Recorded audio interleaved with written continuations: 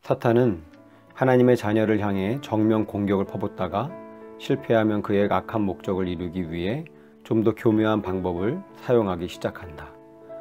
하나님의 자녀가 그분께 받은 사명을 완수하지 못하도록 그의 관심과 주의를 다른 곳으로 돌리기 위해 기만적인 방법을 동원한다.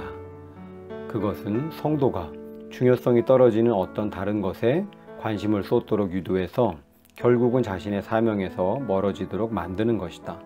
그렇게 해서 그는 종종 자신의 목적을 이룬다.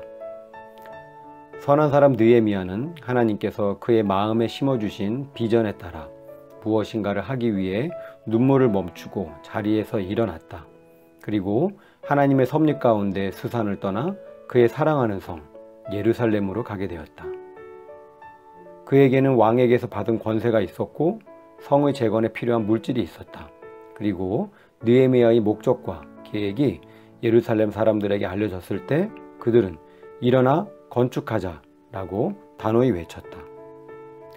예루살렘 성의 재건 추진에 관한 이야기를 들었을 때 원수가 보인 첫 번째 반응은 그 모든 계획에 조롱을 퍼붓는 것이었다. 그러나 산발락과 도비야와 게셈이 느헤미야와 그를 돕는 사람들을 비웃고 조롱했을 때에도 느헤미야는 물러서지 않았다. 오히려 하늘의 하나님이 우리를 형통하게 하시리니 라고 단호히 응수했고 재건은 계획에 따라 계속되었다. 성의 재건을 막으려는 다른 모든 방법들이 실패로 돌아가자 음모자들은 느헤미야에게 회담을 제안했다. 그러나 하나님의 사람은 그들의 제안이 자신에게 위해를 가해 그의 기념비적 사업에 집중하지 못하게 하려는 악한 술수임을 꿰뚫어 보고 내가 이제 큰 역사를 하니 내려가지 못하겠노라 어찌하여 역사를 중지하게 하고 너희에게로 내려가겠느냐 라고 대답했다. 그의 대답은 아주 지혜로웠다.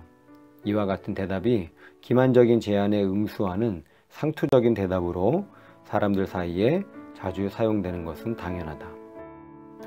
하나님께서 느헤미야에게 맡기신 사명이 너무나 중요했기 때문에 그 밖의 다른 것들은 모두 뒷전으로 밀려나야 했다. 우리도 느헤미야처럼 우리 아버지의 일을 이루어 드리겠다는 사명감에 압도당하고 우리에게 주어진 사명의 숭고함에 감탄하면 좋겠다. 그렇게 된다면 그 밖의 다른 하찮은 일들에 시간을 투자하라는 악한 자의 모든 속삭임을 뿌리치게 될 것이다. 이미 주전 445년에 느헤미야의 입에서 나온 이 말, 즉 내가 이제 큰 역사를 하니 내려가지 못하겠노라 라는 말로 악한 자를 완패시키자. 이 말 외에 무슨 말이 더 필요하겠는가?